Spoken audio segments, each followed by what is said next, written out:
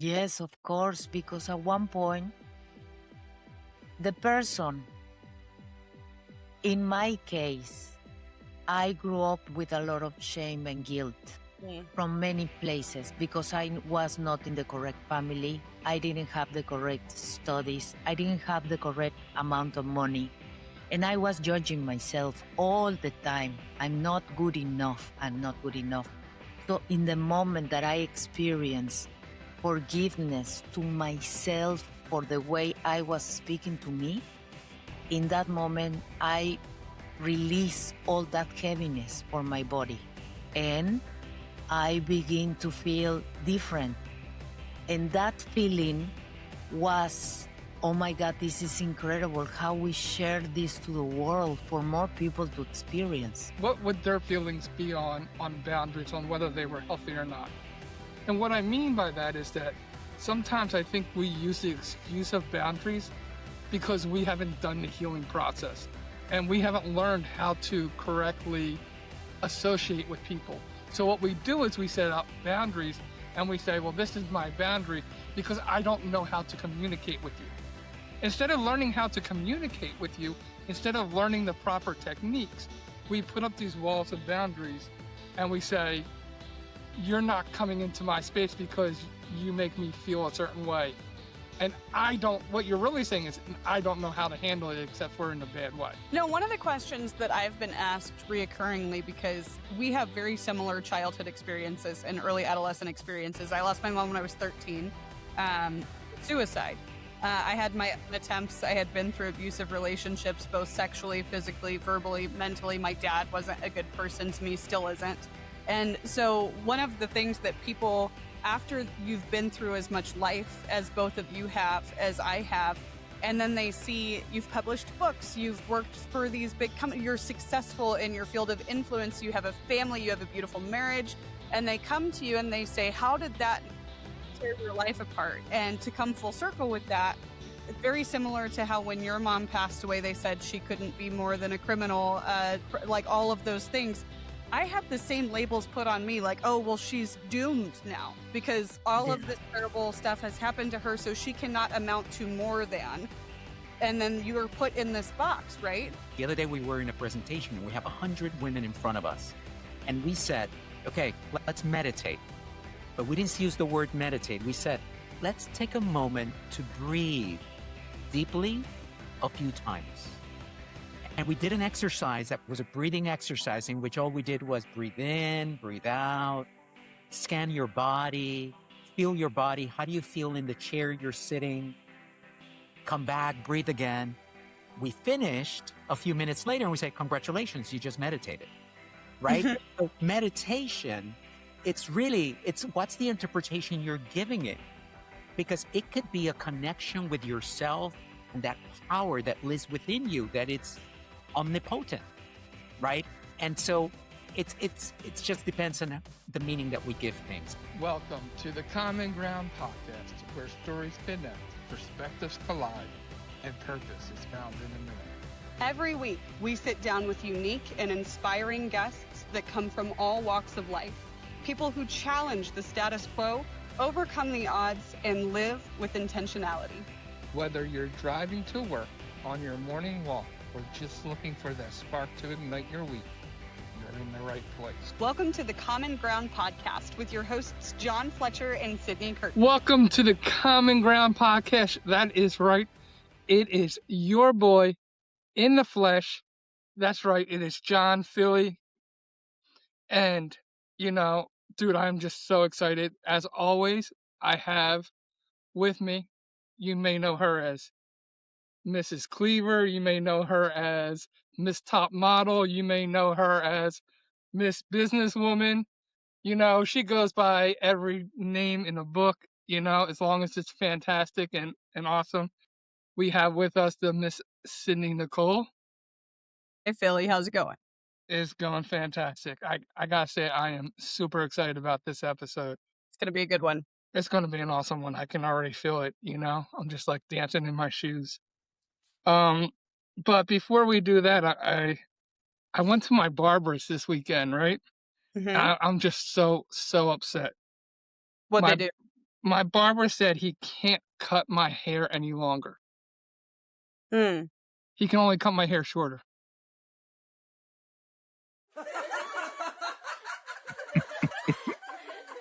Imagine that. Imagine that. Imagine that. Imagine that. I was really upset when he told me, you know. But, you know, thinking about like all the important people in my life, you know, I don't know if I ever told you about my grandfather. But, you know, I've always said I want to die like my grandfather did in his sleep, not screaming like the passengers in his car. Ah. Oh my.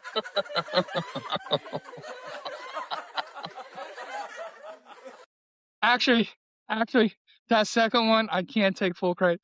If you've ever watched Saturday Night Live, that was, I believe it was a Deep Thoughts by Jack Andy. So I will give credit, but I heard that when I was a kid, or I read it because I think I don't know if I actually heard it on Saturday Night Live. I got the book Deep Thoughts by Jack Andy, and I was reading through it, and that became my favorite deep thought by Jack Andy. Was I want to die like my grandfather in his sleep, not screaming like the passengers in his car. It was just fantastic. But let us know which dad joke you preferred. Give either Jack One. I Andy. don't know if it gets much shorter than your hair though already. Yeah, We're getting this pretty close. getting pretty close. But yeah, I am super excited because we have with us a power couple. I mean, power couple isn't probably the best way to describe them, but we have with us Rocio Aquino and Mr. Angel, doing it the Spanish way, not Angel, Angel Orengo, right? If I do it with the proper Spanish translation, are the co-founders of For the Highest Good, a company dedicated to creating transformative narratives that inspire personal growth and empowerment. Together, they blend their vast professional and global experience to design projects that foster conscious leadership and a more authentic way of living. Rocio, born in Mexico City, or Mexico, and now based in Los Angeles, has built a distinguishing career in media and advertising sales, working with renowned companies such as Time Magazine, TV Azteca, Nickelodeon, Sony Pictures Entertainment, and A&E Mundo. Her career and life journey has taken her to cities like Miami, Hong Kong, and London, shaping her talent for connecting people, ideas, and opportunities. Angel, originally from Puerto Rico and a graduate of Cornell University, had a successful career at Sony Pictures Entertainment, where he led content distribution teams across Latin America, Asia Pacific, and Europe, with experience spanning over 65 countries. I said 65 countries. I don't even know if I could name 65 countries, but 65 countries. Angel has merged his corporate leadership with a profound journey of self-discovery and purpose. Both firmly believe that inner well-being is the foundation for prosperity in all aspects of life, including business. They advocate that when a person is in harmony with themselves, their professional endeavors flow more authentically and productively, leading to sustainability and meaningful results.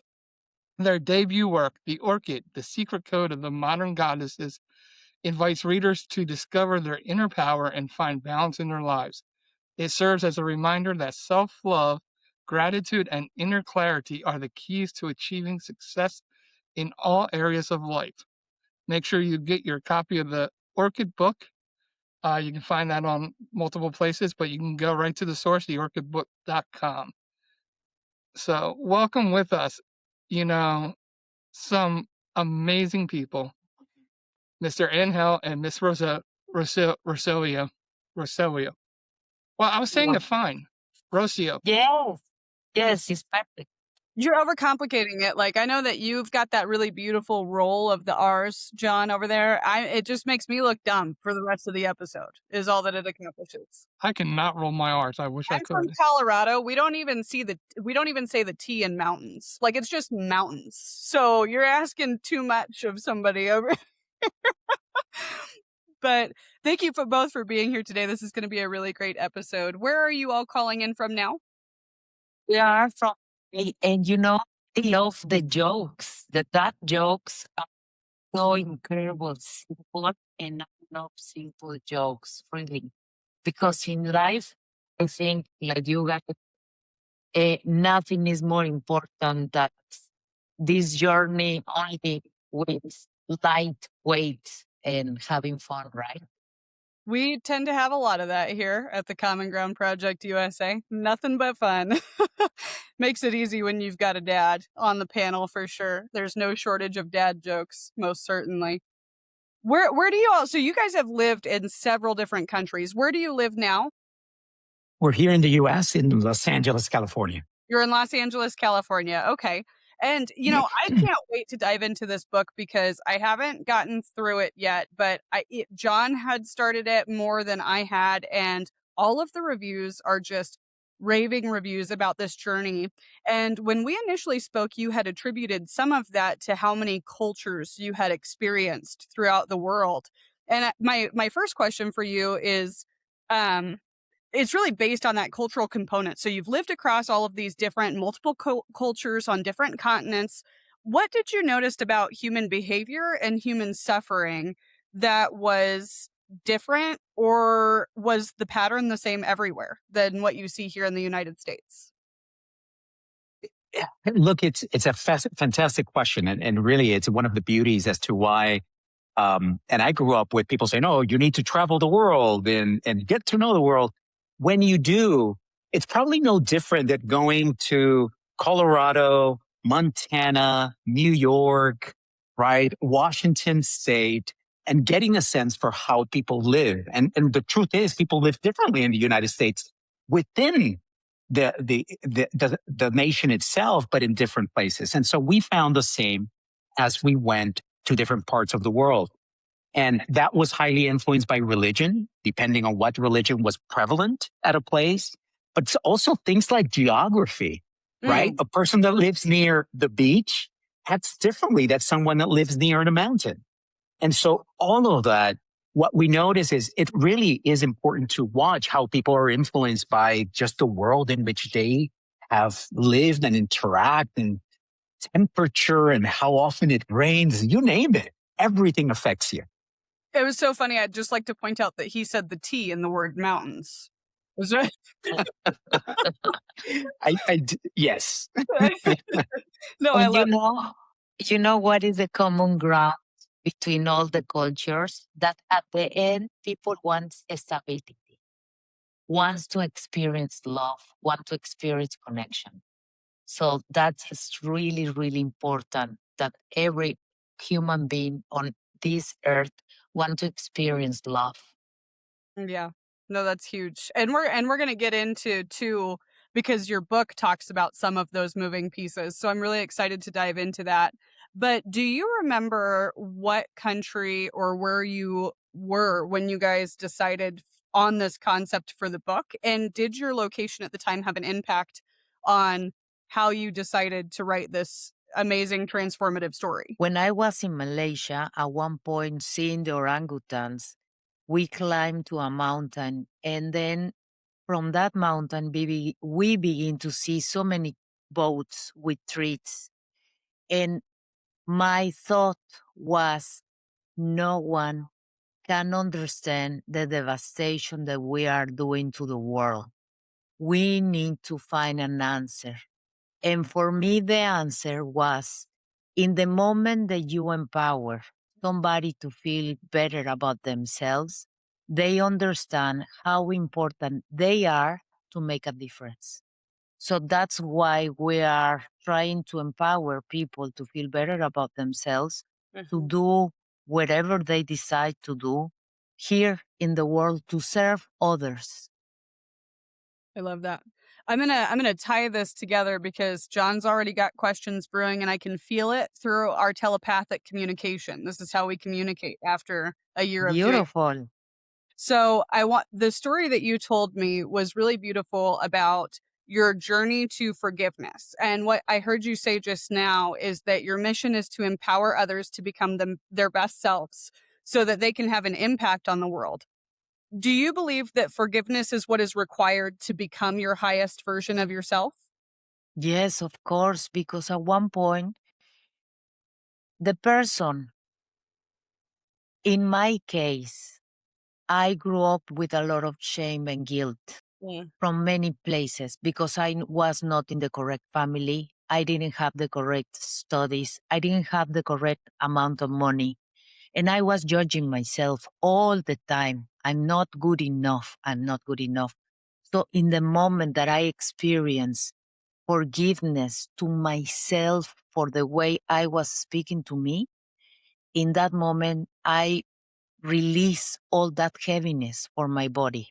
And I begin to feel different. And that feeling was, oh my God, this is incredible how we share this to the world for more people to experience. Mhm. Mm. I love that. If I can add something, the way we look at forgiveness, and I know there's many names that are it's given, and many thoughts come to people's mind when you speak about it. Oh, I did the hell I'm gonna, let go of that person and say that it was okay that he or she or whatever, right? The way we look at forgiveness is like if it was your energy management system. Mm. Think about this for a second. We're here and things happened to us 5 minutes ago or 50 years ago. Mm. It doesn't matter when it happened. It's the past. And yet, and we don't want to solve that responsibility, but at the same time, we're giving it energy constantly.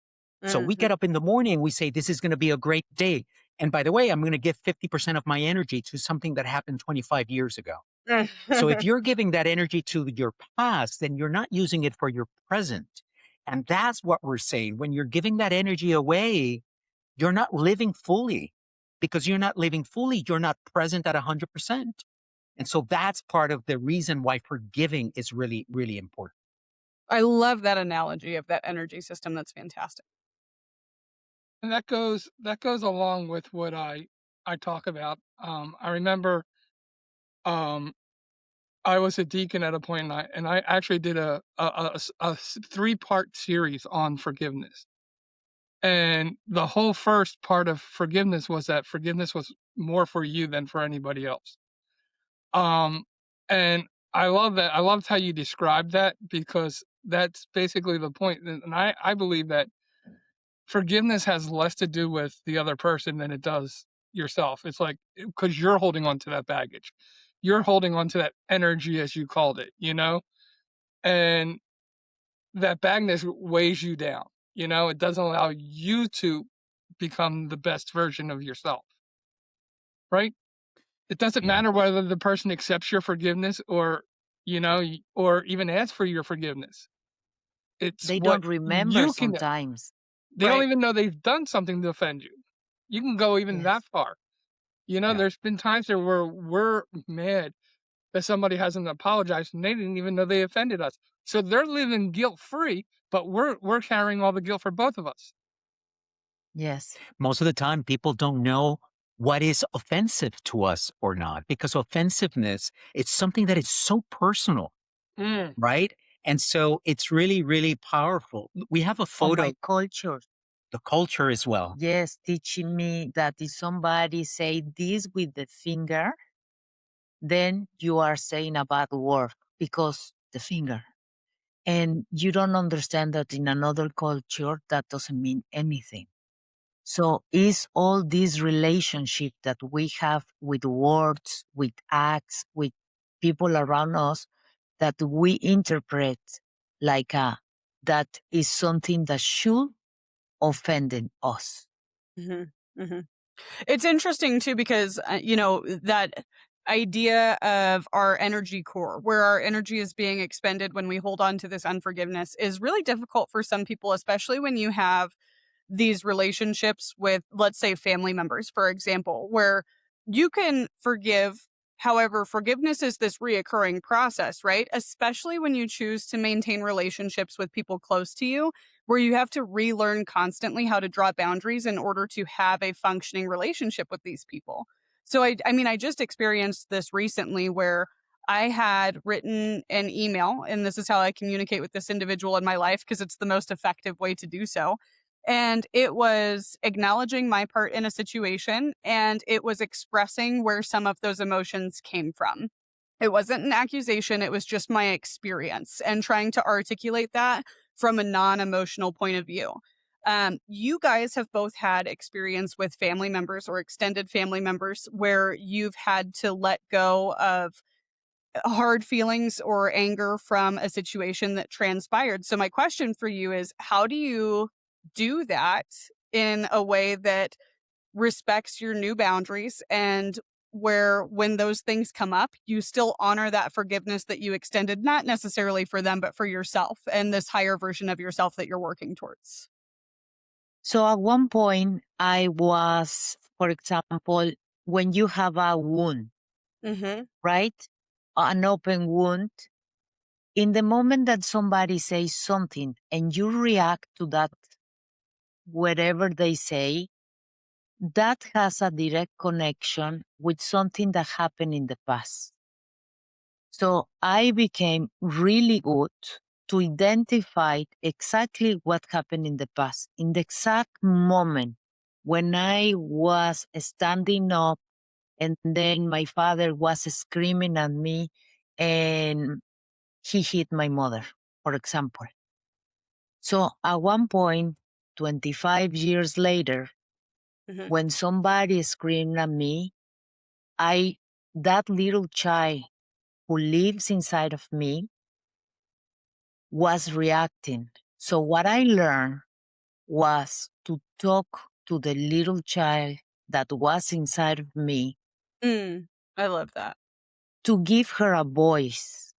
And I begin to write, okay, since the perspective of the little child, but living in today. And what I always found is that that little child is safe today, is not in dangers anymore. So I've been healing that wound since 25 years ago. So now when somebody talk to me, I understand that they are pressing the buttons and I'm getting that at the end is not their responsibility, is my responsibility because it's my energy, like he's just saying. Mm-hmm. So at the end, I discovered that if I close those wounds, then when somebody comes and scream or say something, I don't react again with the same intensity or I don't react at all. And that is the beauty to really understand better yourself in a very deep way. What would their feelings be on boundaries, on whether they were healthy or not?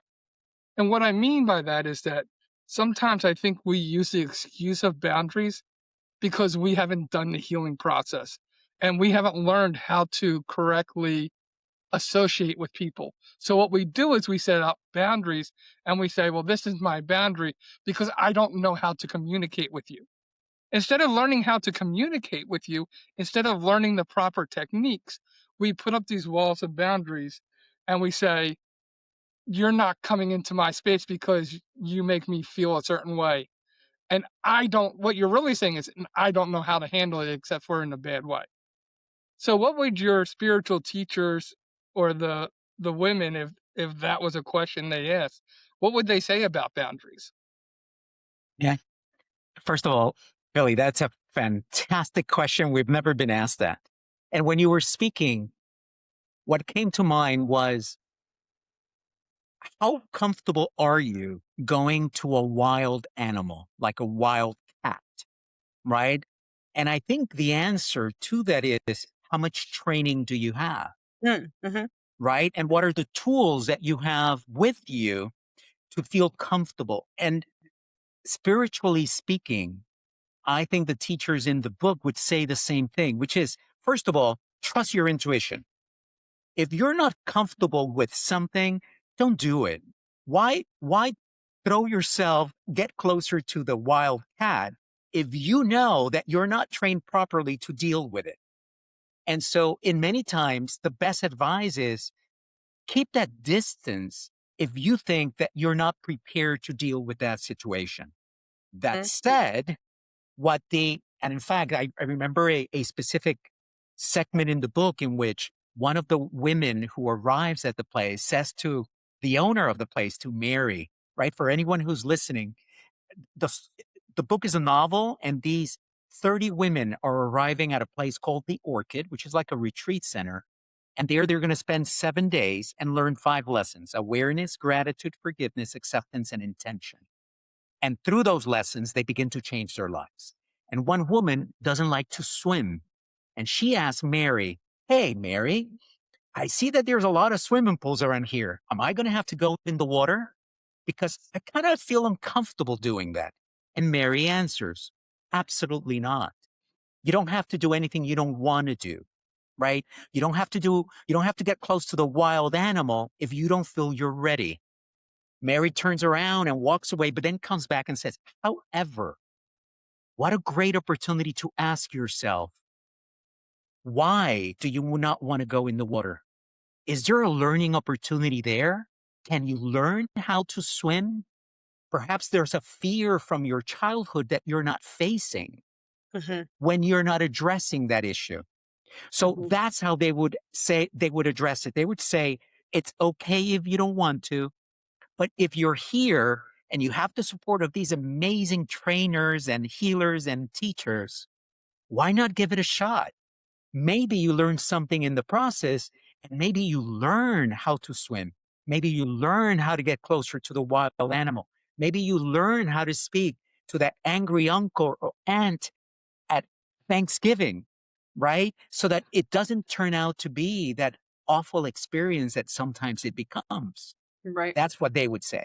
One of the things that I love, and I think what I'm hearing from you is with boundaries is like, listen, if you need the boundaries, set up the boundaries, but don't let them be lasting walls, right? Yes. Learn how to develop the tools so that you don't need the walls, if that's what I That's hear. right. Yes. But Don't the let the one thing, boundaries become your jail. yes, I have to add to that real quick. I don't want to cut off your question. I just interpreted that differently based on the stage of life that I'm at. And I would love your feedback on it if it's relevant. But the whole analogy of you don't have to swim if you don't want to swim, or if you don't have the skills, this isn't something you need to do right now. There's this relationship that I was referring to in the emails where I don't feel equipped to deal with the potential ramifications of the boundaries that I'm comfortable setting. So therefore, I am more comfortable not having a relationship that could potentially become unhealthy at this stage. So when I heard the don't approach the cat if you don't have the skills to approach the cat, if these are the boundaries that I know I can function within this relationship, but I'm not prepared to healthy or in an adequate or effective manner address if he were to go outside of these boundaries, then it's more effective for me right now to recognize that managing the boundaries is not in my wheelhouse emotionally right now. So therefore, a relationship can't take place for now. before you guys answer, 100%. because that was the next part of my question, which Was it really? no, was I wanted to comment is the thing that I love about the book is that it keeps on going saying, pushing you to go to where it's uncomfortable. And so I think the answer is, listen, that's fine if that's where you're at. But the whole point is not to stay where you're at. The whole point is to get to a point of uncomfortability because that's where you grow and you learn. And that's what you see in the book over and over again. Is you see these women being pushed to uncomfortable spaces. And our human nature is to run away from what's uncomfortable because we're safe when we're not, and we feel safe when we're comfortable. But that's a lie.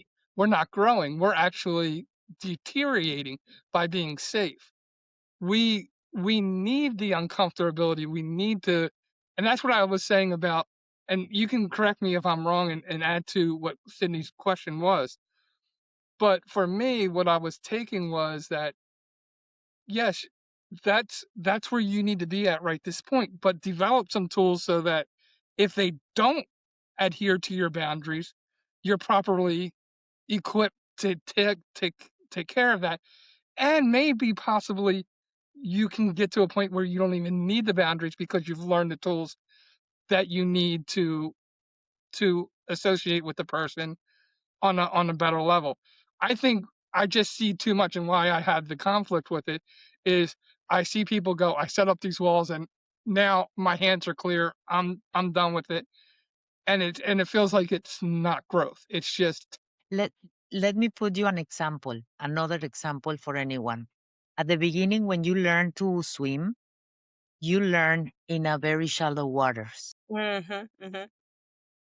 And is that with anything? We are here in this life to learn the tools to go in a deep water and cross a channel.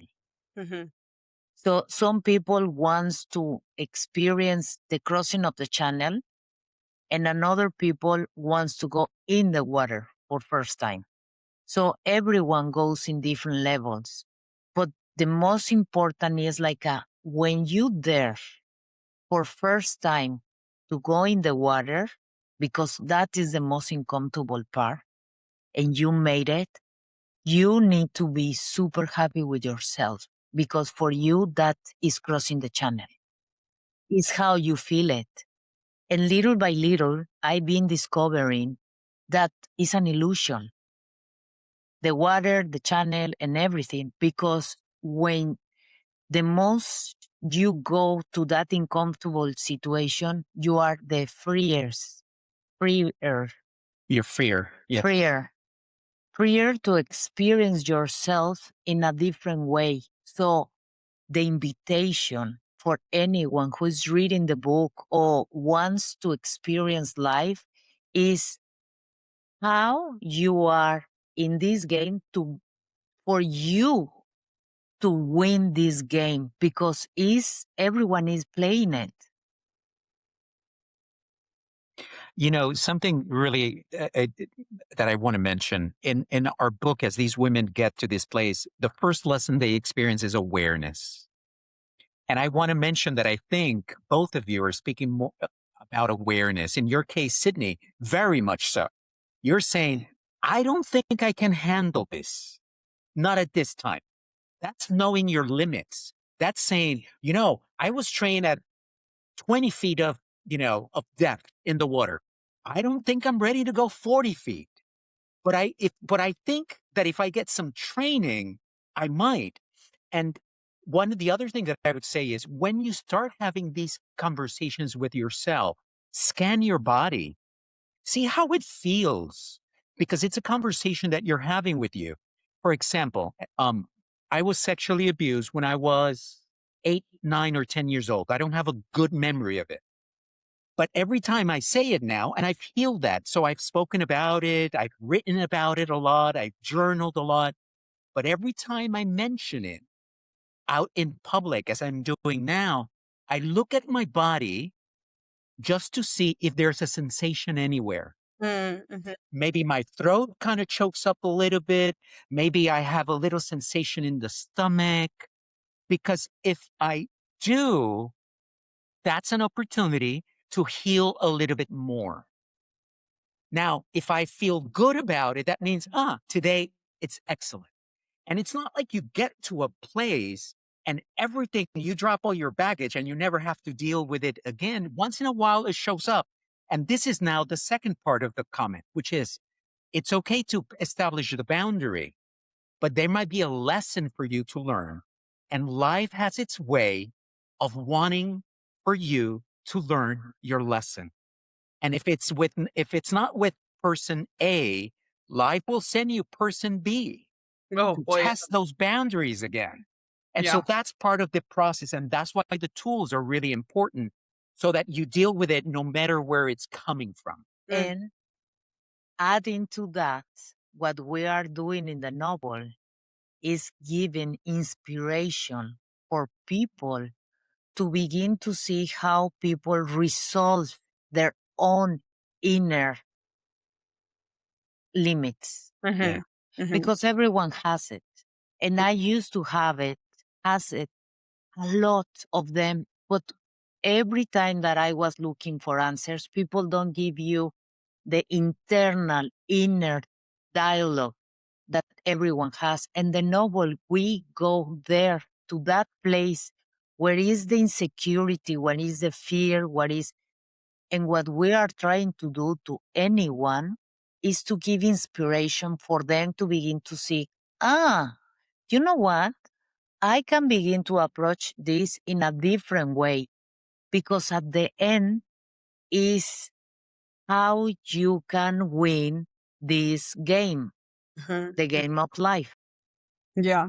No, it's an incredible analogy. And I want to go even deeper than what John had said too, because his question was how would each of the six characters, main characters, correct? Did I get how Well, would we they have have 6 women, and then there's about 14 teachers throughout okay. the place. But yes, the 6 women are the ones that are there. Mary is one of them, and then there's 5 that are they're hitting walls, they're hitting bricks, and they got to change their lives or else. And those are the ones that I want to talk about. I want to talk about like what, and we can include Mary in this. We can do 6 if it's relevant Yeah, for yeah. this question, but what do they represent in your book so that we can talk a little bit more about how we came to those 6 ventures? What would you say that those 6 women represent? They represent different characters that we all have inside of us. Because how many times you have been putting a mask for us to belong to a certain group or a certain moment. So is you renounce to your voice only to try to belong. Another one is when life has been, you have an abuse, Mm-hmm.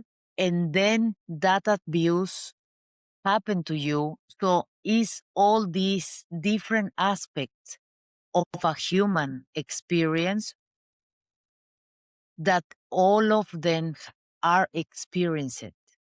So you can have a lot of success, but if you don't enjoy the everything, the moment, how you are building the things, then it's more difficult. Absolutely. And when you wrote the 6 characters, did you have and I want you to continue to elaborate, but did the 6 characters have you said these are the things that people could have to go through or that we do go through in our human experience.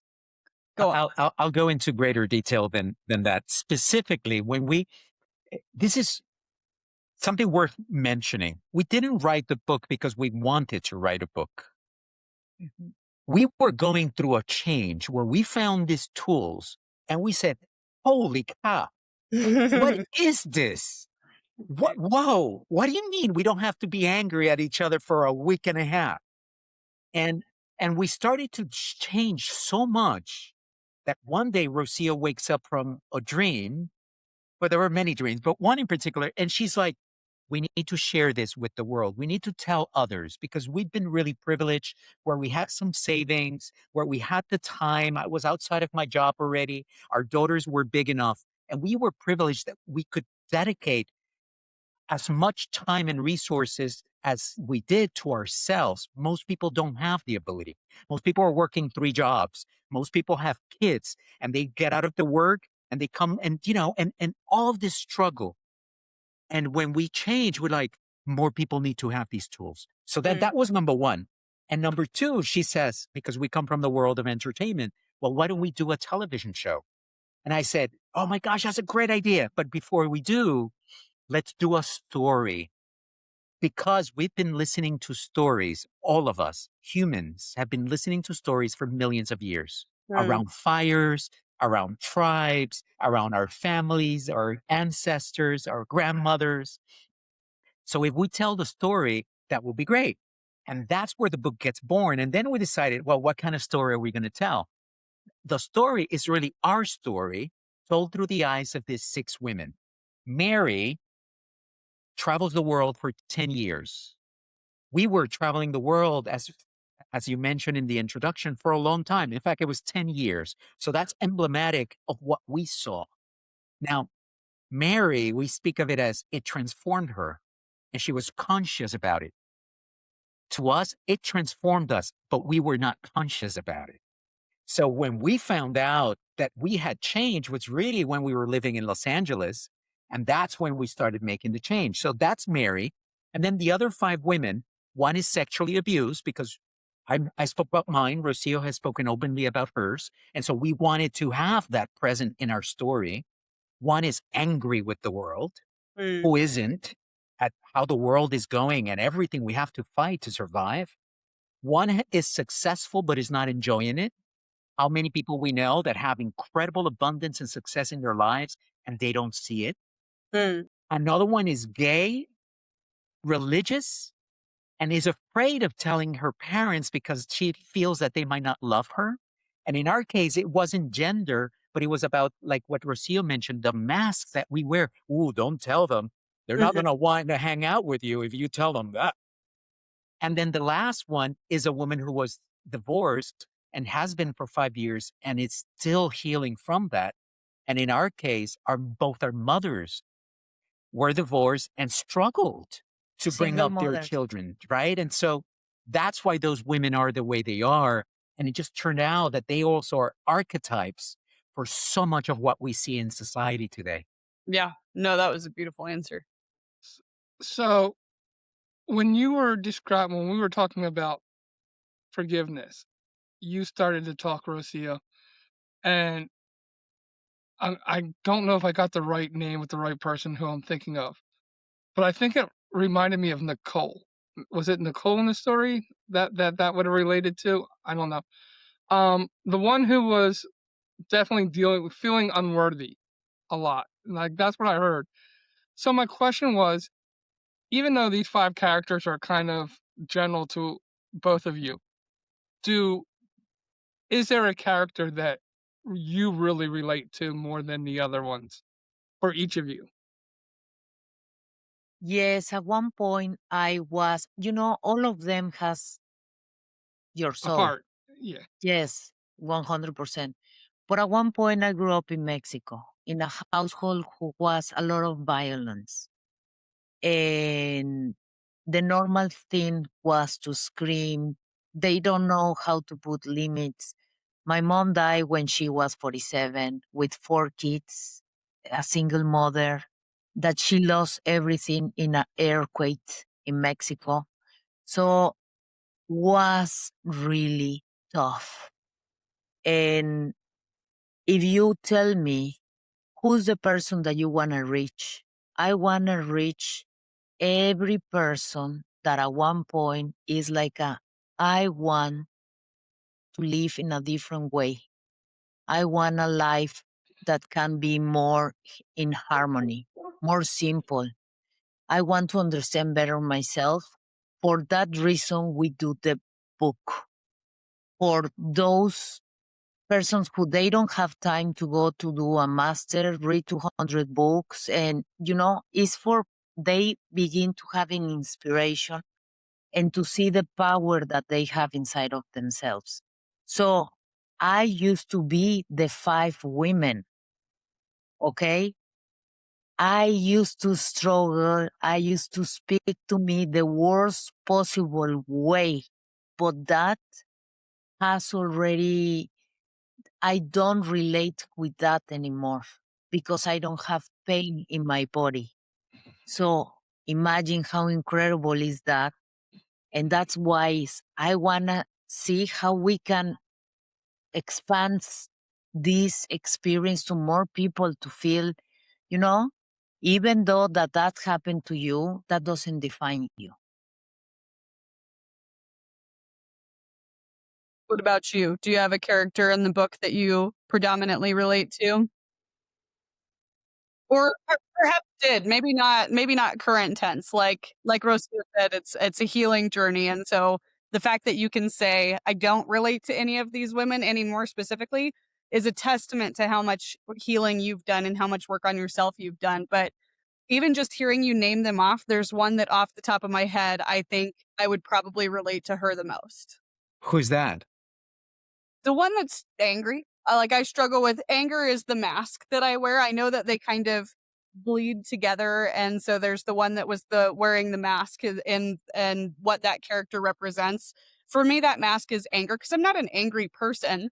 But I learned that and this was as a child, I learned that if I was angry at people in general, that generally they'd stay away. And if they would stay Yes. away, it meant that I was safe. So that was my form of a defense mechanism as a child that I still catch myself mid act sometimes like, nobody's threatening you. I'm safe. And then I've got to reframe how I approach that conversation. Sydney, I used to have a knife here, like Mm, I'm gonna go and get them because believe me, I was trained to see life like the glass was empty. mm, I grew up in a household that I was supposed to be a victim.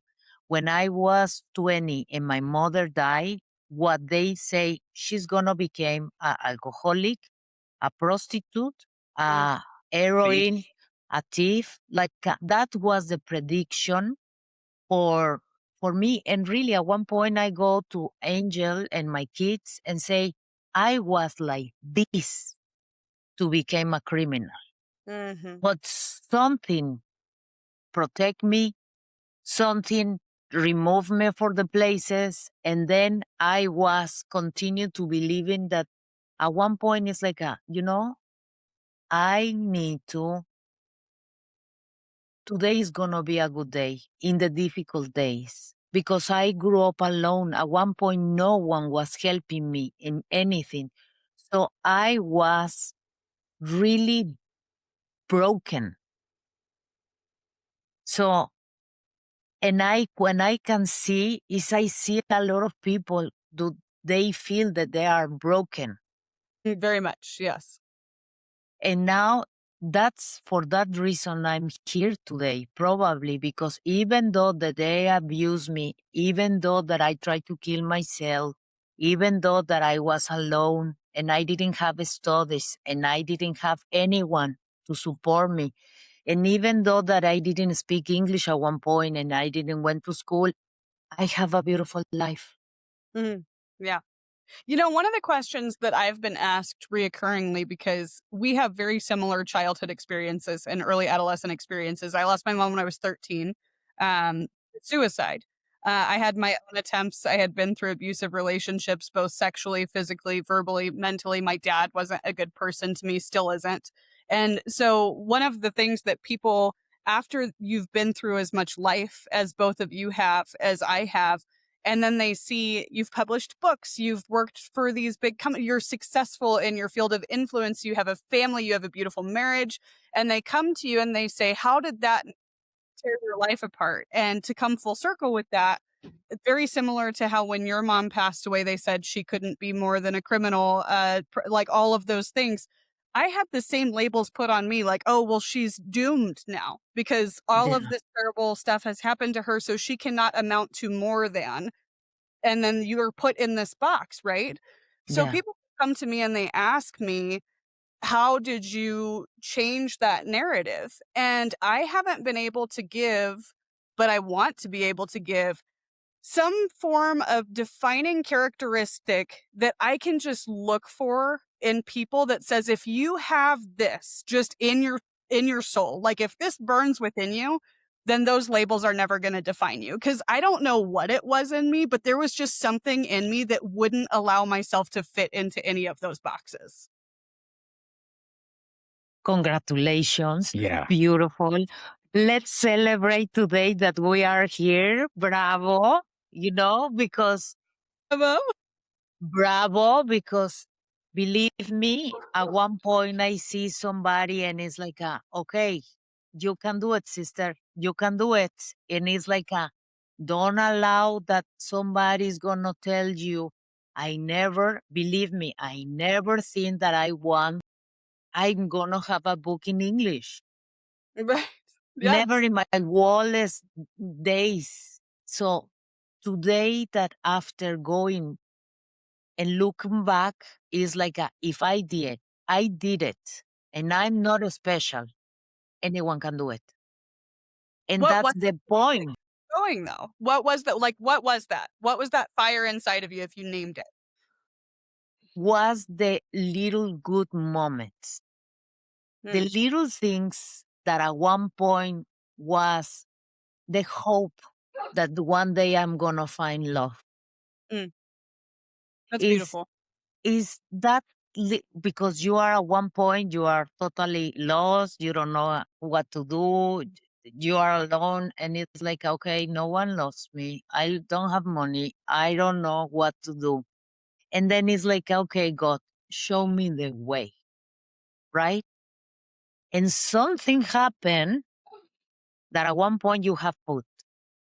And all those little miracles that they don't allow that I today, listen, I look back and I see how much the universe, love, God loved me. Because even though in those situations when I was totally hopeless, in that moment I have that voice, like it is like a continue, don't give up. And I was like, okay, I'm gonna continue. So was that option of at the beginning was a lot of fear all the time, and that's why I became white very young because was the stressful of how I'm gonna make it to the end of the week. So is that little step that you need to put. That's why in the book we put 5 tools, because in the moment that you have an intention that today is going to be a good day, and instead of seeing the empty glass, you train yourself to see the full glass, then what you begin to see is the full glass all the time, one after another one. So in these moments when people feel that doesn't have hope, hope is something that is gonna help you to cross the most dark moments. Hope is extremely powerful. And I got two questions that I definitely we need to look at. And the first one is, and I don't know if you meant this or even realized this about the book. Um, I love the 5 women, and I love the journeys that they go on. And I love the fact that, and this is getting to the question, but a lot of people think that healing is individual, and most of it is, but there's also a component of it being community. And the journey, like if these 5 girls would have had 5 separate, like, alone ones, they wouldn't have been impacted if they didn't have the community also. And I don't know if that was intentional on your behalf, but I my question is because people who are listening to this go, "Okay, well, here's 5 tools, and I can do this all on my own." But there's the beauty of it, and one of the beauties is that this retreat happens over a week. But it's not alone. You know, seeing these are 5 completely different women going through completely, so it's not like, "Oh, I'm surrounding myself with somebody," like I'm going to an AA meeting where we're all dealing with the same issue. These women were dealing with different issues, but because they were all dealing with different issues, they were able to help each other, or you were able to see something that maybe somebody else didn't see. You know, I remember the conversations going back, Olivia was this blunt person who would say stuff and she would hold back at points, but to see the growth and to see, them interacting with each other and having that effect on each other also is part of the healing process. And I think that's something that I don't want people who read the book or listen to this podcast leave without realizing that it's community. It's you talked early on about souls and connections, right? And the thing that makes us so, and why we're human is so different is because we long to connect with other people. Even with your being married or having friends, we nobody longs to be by themselves. There's people who are like, oh, I hate people, I want to get away from everybody, but they still long to have somebody. They still long to be loved, right? You still have that longing for connection, and so you can't heal in abstract. You got to heal in that same atmosphere. So my question is that, was that intentional? Was that, what's your thoughts on that? For sure, it was intentional. In the story, each one of the women, it's hitting rock bottom, and then there's someone that comes along and says, "Hey, listen, you don't look that well," or "It sounds like you need some help." And we all have those people in our lives, right? And in that case, they say, "Well, maybe you should go to the Orchid." The Orchid is emblematic of that place where you feel safe, that place where you feel comfortable. The Orchid in the novel is this great spa near Mount Shasta in Northern California. But in reality, the Orchid doesn't exist. It's not a real place. It's fictional, except that it exists wherever you find love and wherever you feel safe. And that's different for everybody. That may be a group of friends. That may be your mom and dad because you did have a wonderful relationship and do have a wonderful relationship with them. It may be whatever it is. It may be walk in the park and just being among trees. I've heard people that say, you have no idea the connection that I have with trees when I'm walking by them.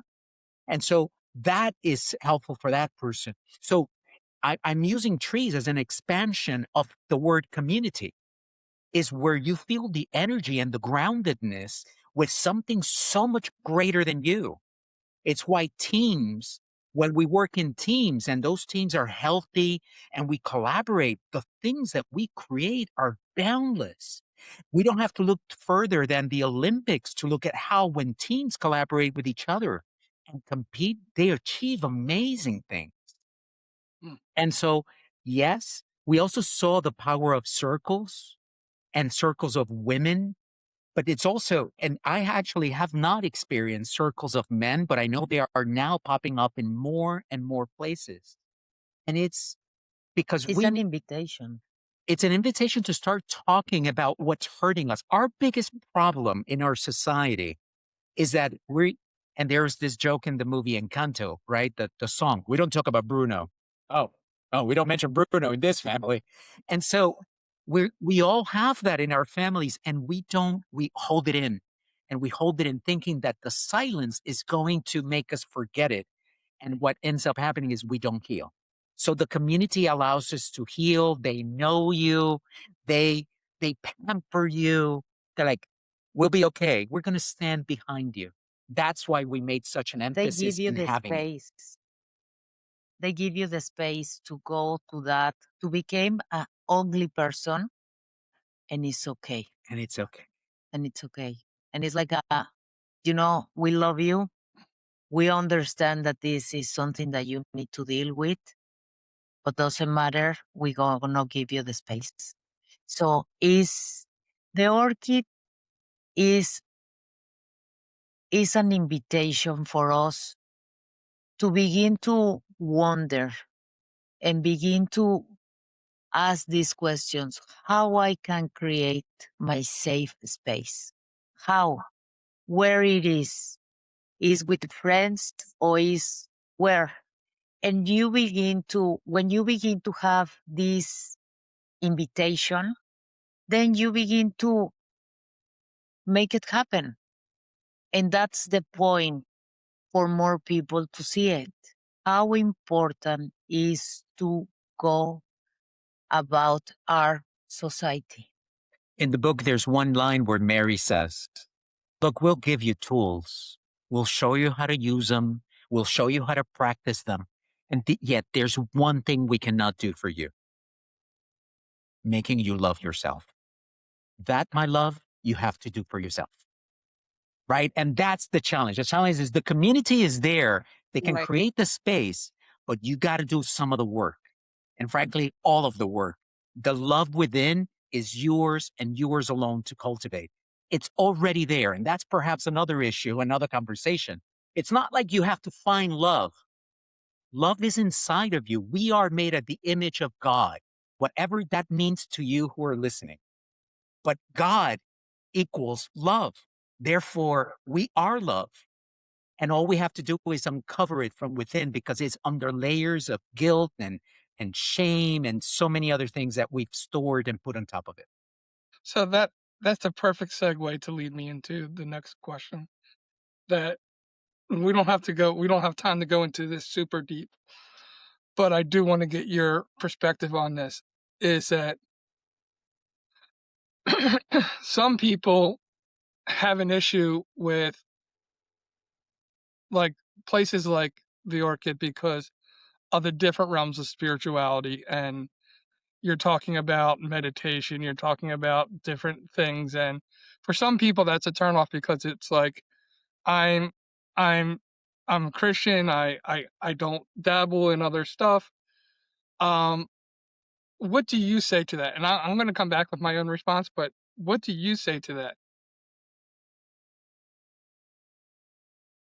You know, it's funny, even before years and years ago, I was 25, 26, and I found myself living in Florida, in Miami, single.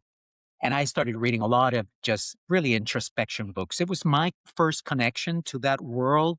And I read a book called Conversations with God, um, the Celestine Prophecy, a few others, and they were really deep and profound.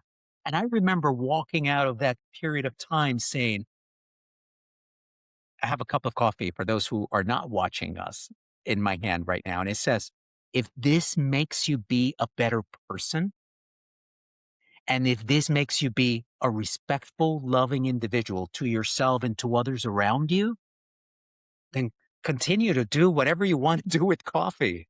If that's what makes you. So I'm not here to judge your belief system because your belief system is geographical, is familial, is it's made up of so many things, the background, your culture. My question, and sometimes here's where I get the challenge with religion, that we focus so much on the definition of God that we've forgotten that one of definitions is love.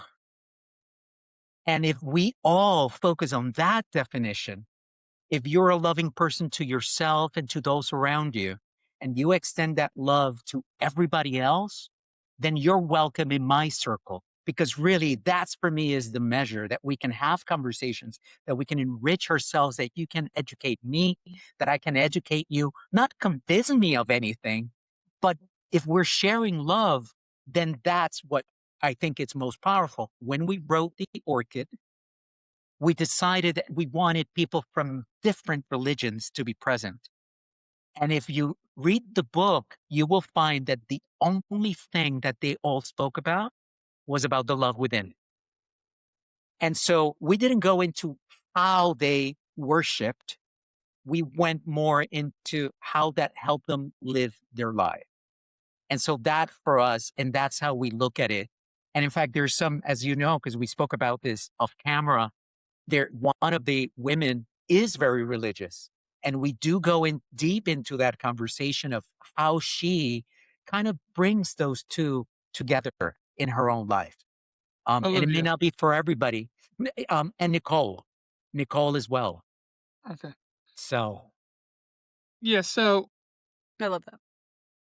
and I'll give you my my perspective on it because, like I told you, I preached. I'm a Christian, a born again Christian, and so like we come up to the first thing, and I think it was an awareness. I think it was where the Buddha teacher comes out and they're doing meditation, and and it presented me with a thing that's like, okay, this is Buddha, you know. In my mind, I was like, you know, was I about to just negate everything I was going to listen to? And I was like, well, meditation, right? So the Bible speaks about meditation, right? So what I decided to do was say, well, what can I take out of meditation that I can bring into my Christian faith? You know, because meditating is something that the Bible talks about. It says, "May the words of my mouth and the meditation of my heart be pleasing to you, Mhm. O God, my rock, my redeemer." So it takes me, let me lay you down in green pastures and like there's a whole like meditation type of meditate on my words all the day of all the hours of the day kind of thing. So how can I take that? What lessons from meditation can I take from that spiritual existence and bring them into how I can better meditate upon God for myself? So I think that it's your perspective on how you go in on how you're open to saying, okay, what can this bring how can this bring me closer to God? You know, if I'm a Christian, if I or you know, what lessons, going back to it, what tools can I add to my toolbox in my worship of my God? And that's the way I kind of approached it from Beautiful. my end.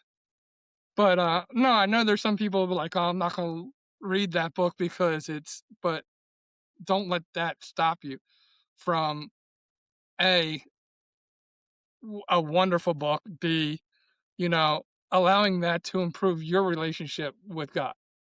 Mm. Hearing from the authors too that the most important definition is love, because I agree.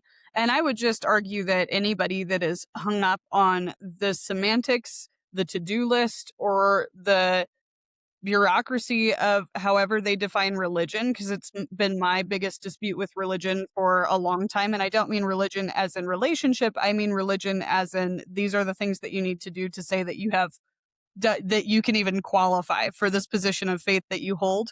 When you're going through a healing journey like this, and when this information is presented to you with such value laid out the way that it is in the book, that's the only definition that matters. You don't need to be hung up on semantics, because love is what is significant in the message of the book. So I think that it was incredibly well done and well articulated the way that you said that, because when you're healing like this, that is the definition that matters. And then we can get into semantics later, but the message still remains the same. Beautiful. Thank you so much for bringing it the ways that you are presented, because I grew up in a very Catholic um, country when, and what I've been learning going around the world is that at the end, everyone wants to connect with the same force, but Mhm. they have different names. And at the end is whatever make you feel that beautiful and deep connection is worth having that name.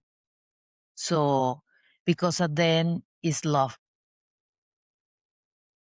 And of course, it's important to recognize there's many wrongs that have been done in the name of religion. And I think that's not what we're talking about. That needs to be separated.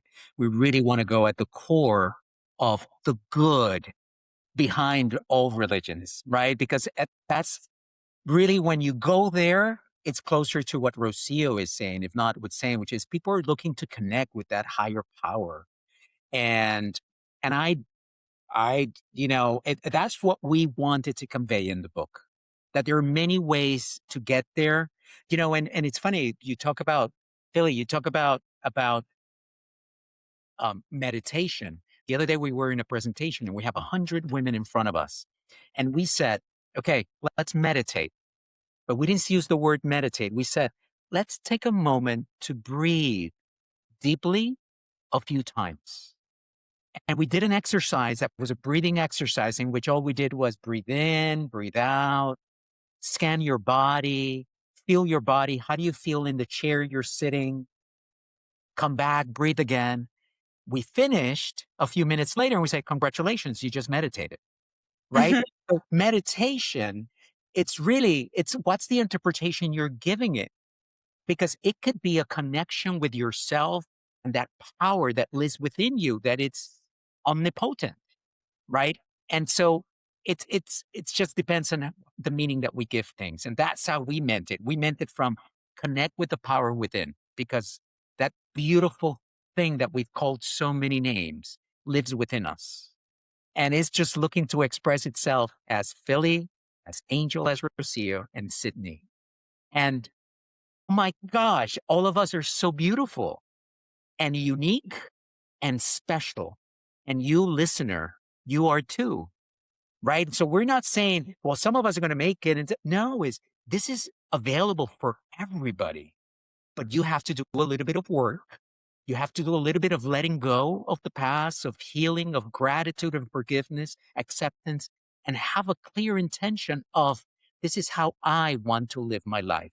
Turn off the autopilot, which is where many of us are, and become really intentional about the life you're living today.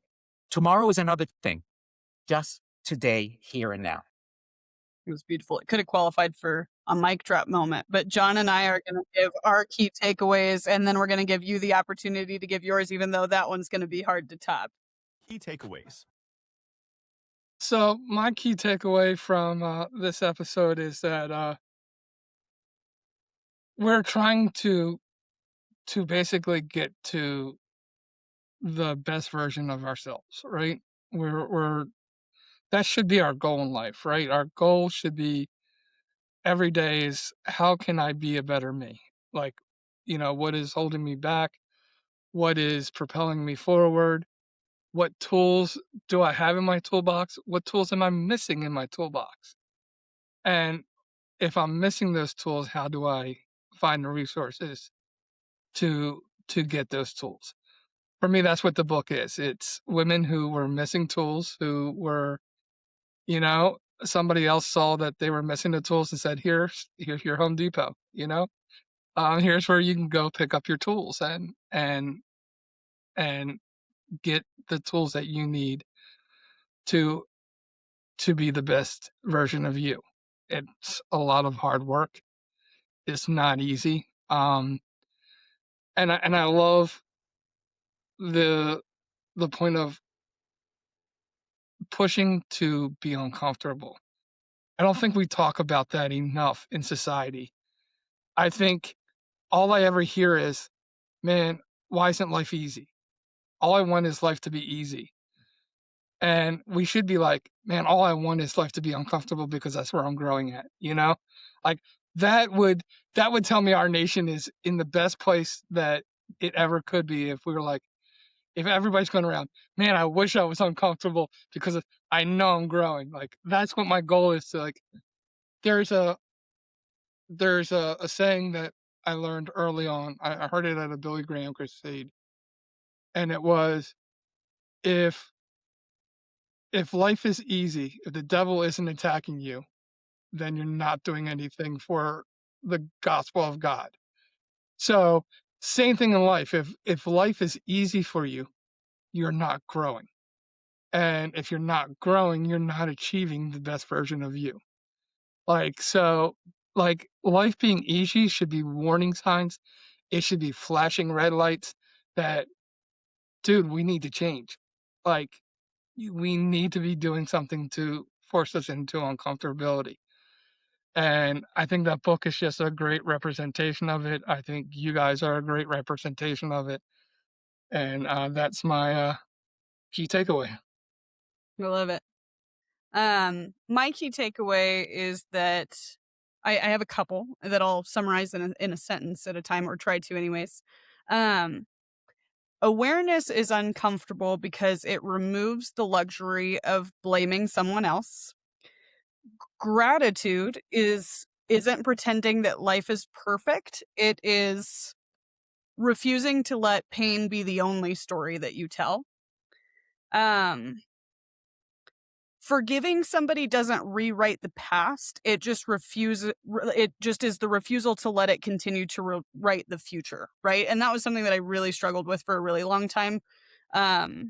Was this idea that letting go of some of the hurt that had been done to me was releasing them of their transgressions against me, but it was just refusing to let them to continue to occupy all of this space, like this energy. idea that you articulated so beautifully earlier is like you're only at 50% capacity when you're carrying around all of this unforgiveness. And that was so beautifully put and so intentional. Yeah, I think that those are my biggest key takeaways, and that I can't wait to be on the casting call for this show. Like, so exciting. So be it. Which one do you want to be, Sydney? I don't know all of their names off the top of my head, but I heard Nicole. My name's Nicole. Maybe that works. I was like, I don't know. I don't. Okay. That's left up to the pros. You get to tell me, because here's the thing: is when you get into the embodiment of one character. Maybe in my head I am a good this person, but then maybe when we do this audition, you're like, no, she's this person instead. So How beautiful. Alnaya, I see you're more of a Madame Nicole. I'm a Madame Olivia, or who was the fashion designer? Stephanie. Oh, Stephanie. whatever. I show up to most of our meetings in sweats. Don't flatter me. I love it. But for both of you, and you've had some beautiful key takeaways just throughout the episode, but they say the radio had gone down on the way to work and there was just one piece of wisdom, one gold nugget that our listeners could take away from today. What would you each want that gold nugget of wisdom to be from today's recording? You go. Well, I would like to say two things. Number one is to everybody, you are love. Mm. Do not doubt it. I know that at times life is hitting us so hard that you forget it, and the only thing you see is the vacuum of what you don't have. You have everything you need inside of you. Intuition, tools. The tools are inside you. You just need to learn how to use them. It's like having a carpenter come into the house and then all of a sudden you need them to do work and the person left their tools, right? So no, there's nothing they can do. It's about learning tools. And the second message would be to the men who are listening to this, because yes, the book is called The Orchid, The Secret Code of Modern Goddesses. And that just happens to be how we decided to write the book to that audience. But to the men, I would say, for hundreds of years, but at least the past century, men have been writing books and women have been reading them and learning from them.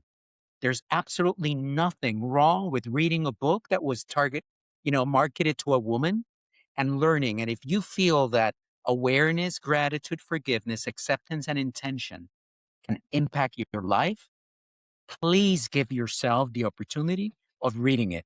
At the very least, it will make you more aware about how the women around you often live their lives, and it may just make you better suited to help them in their process. Just make sure you have a handkerchief with you, because you will tear up, because it is an emotional roller coaster. Yes, it's an emotional roller coaster, but it's so beautiful. That's why we are here. Is every time that you cry is healing, is removing that heaviness. So is an invitation. So today, for me, the most important part is this is an invitation for you that at one point say, this is who I am and I don't want to change. I've been learning that every time that I know more, I understand that I know less. Mhm. So Mm. now, after knowing more, I open my curiosity to learn. And the only thing that has happened is I bring new things, new ideas, new moments, and I've been expanding my understanding of my experience in this beautiful earth, in this beautiful moment. So take the invitation today to explore and to have fun doing it, because doesn't needs to be difficult, doesn't need to be heavy, can be simple. So thank you. You're welcome. And for our viewers, let us know what your key takeaway was from this episode. Let us know if you've read the book and if your favorite part if you want to. And I just can't wait till they do the guys version so that I can be on the casting call for the male version of Mary. No. You can be Stephanie. You'd look great. No, I want Mary. I want Mary. Nice. I love it. Okay, I'm gonna tell the next time Mary's gonna have somebody who do that jokes Yeah. because Dad joke that's Mary. yes, it's beautiful that jokes. Yes.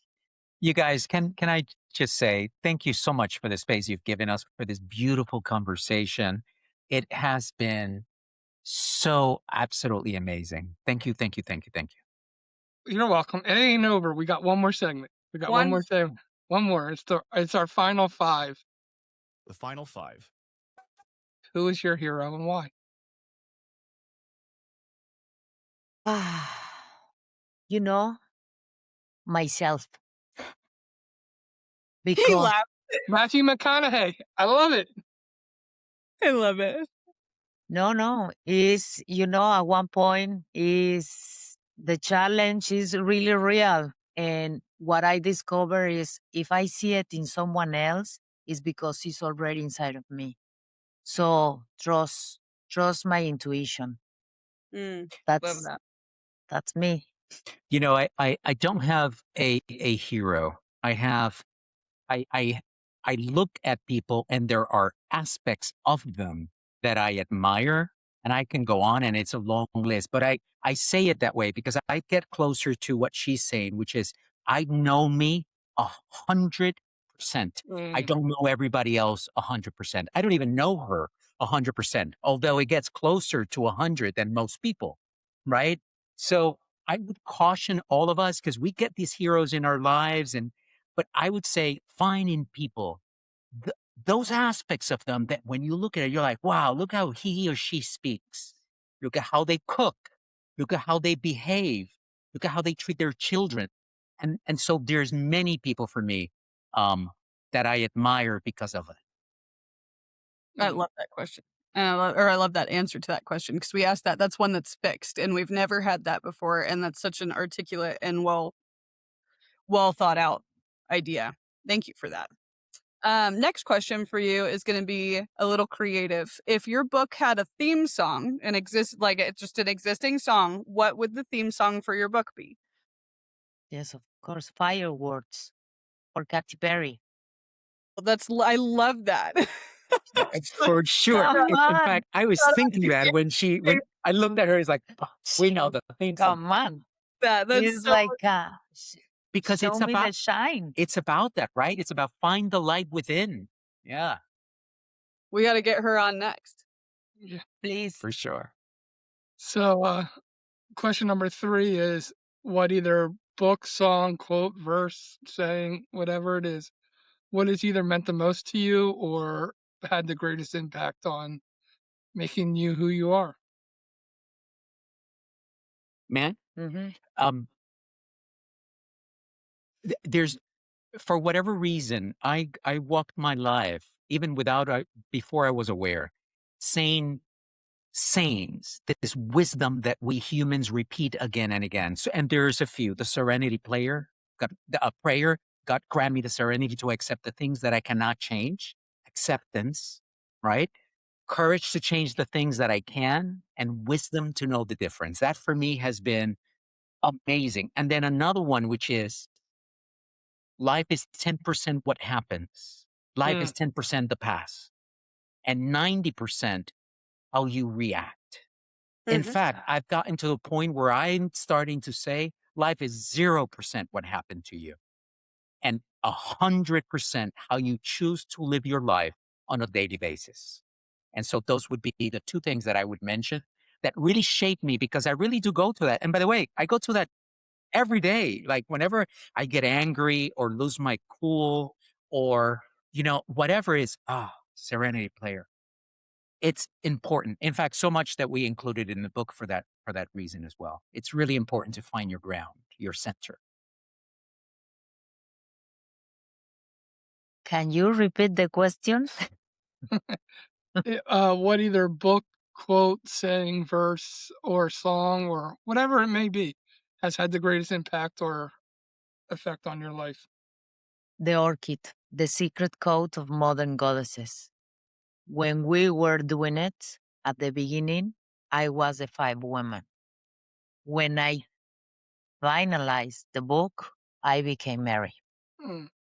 We had some intense scenes. There's a scene in which one of the women gets up at the end of a day in the women's circle, and she gets up, and is when Stephanie says, "I suffer from a nutritional disease, and I was sexually abused." And then she says, "This is the first time that I've said that in public." Oh my gosh, I still get energy. And so it's funny because we were cleaning ourselves. We were healing at that moment as we were writing the book.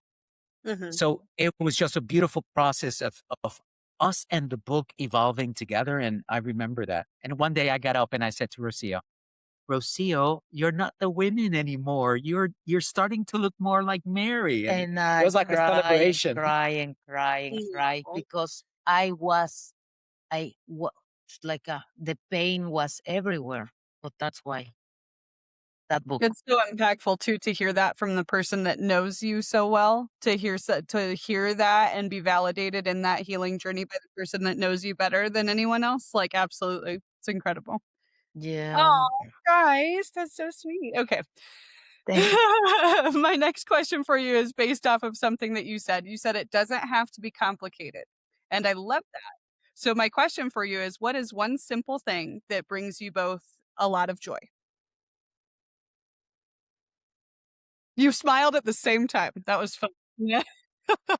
And they're probably different, by the way. Yes, because for example, something that I really, really love is a little joke, the simple jokes every morning. And today my daughter sent me a sketch for Saturday Night Live, and I was cracking up. So I really enjoyed that, like the little things that you are, come on, creativity. I love it. That is wow for me. Um, you and your audience is gonna laugh, but I love silence. And Mm. one of the greatest moments of my life was a retreat that I did in Oregon in a cabin that allowed me to stay 5 days in silence and darkness. And I thought it was the greatest experience of my life. I mean, up there with having children, getting married, it was like, whoa. So for me, being with myself, but I feel really comfortable with myself now. And I love that intimacy with that power when you connect with God at that level, because it's just you and it. And so that and going off-roading in the Mountains, he said. mountains. Yes. I love going off-roading with friends. I love that. I'm sure you just blew a viewer's mind, though, because I know silence is deadly for a lot of people. They can't handle Yeah. the silence, and that just is. I'm sure for somebody who just heard that, that just blew their mind. That could be the most happiest place that you could be in. But to that person, I would say you could get there. Yes, absolutely. One step at a time. Yes. The final question is, if you could have a conversation with somebody living or dead and have a cup of coffee conversation with, who would it be and why? Oh, hands down, Jesus. I would definitely have a conversation with Jesus. There's so much about Christianity that I have questions about. Um, the lost books, the different stories that we may not even know about, that were not included in the Bible. And just, I mean, I would just eat it up. The same, because at one point is very interesting what all came from that knowledge, and imagine to see all the miracles. Mhm. That would be super cool to see it. Yeah, absolutely. Like, okay, this is great. So yes. Love that. Very nice. And maybe if I was from a different culture, I would say Buddha or I would say others. But I think those people who have transcended somehow to become household names in belief systems, what a blessing it would be to sit with them and understand how it started, where it began, and how it's transformed over life. Yeah, Yeah. beautiful. Great answer. Or who was the teacher of Aristoteles, right? Like, who was that person who teach him so much? Mhm. So it's something like that. I love it. Very nice. Well, folks, for people that want to follow you and your journey, reach out to you and connect, where can they find you? How can they connect with you and follow your continuing journey? Thank you. For that is two places. You can find us at theorchidbook.com is our website, or on Instagram at the Orchid Book. Awesome, awesome. This has been, I can't believe time has flown by. We've gone over time on this podcast, but it was well worth it because it was a ton of information. It was a great show. And we just thank you. We will definitely be rooting you guys on. The book, I mean, you can tell it was written by people who worked in the movie industry because, dude, it was so well written. Like I felt like I was watching a movie and I was going through all the emotions, and it was like, Wow. dude, like I don't cry over books. I don't want to admit I cry in movies, but it's like, dude, this was powerful. Listening to these women, was mind blown, and definitely you should check it out, read it, and these guys are going places. So you know, we will be following their journey. I know here at the Common Ground Project USA. Well, remember that when you take the time to hear somebody's story, it gives you the opportunity to find common ground. Thank you again, Rocio and Hel, for being our guest today. For Sydney and myself, it has been our pleasure to be your host, and you have been listening to the Common Ground Podcast. God bless and good night. And that's it for today's episode of the Common Ground Podcast. We hope you're leaving with a little more perspective, a little more purpose, and a whole lot more inspiration. So thank you for joining us today. We appreciate it. Thank you to our special guest. If today's conversation moved you, encouraged you, or challenged you in any way, don't keep it to yourself. Share it, rate it, leave us a review. Your support helps us reach more people who need to find their own common ground. So for John Fletcher and Sydney Curtin, we'll see you right here next week, same time, same place on the Common Ground Podcast.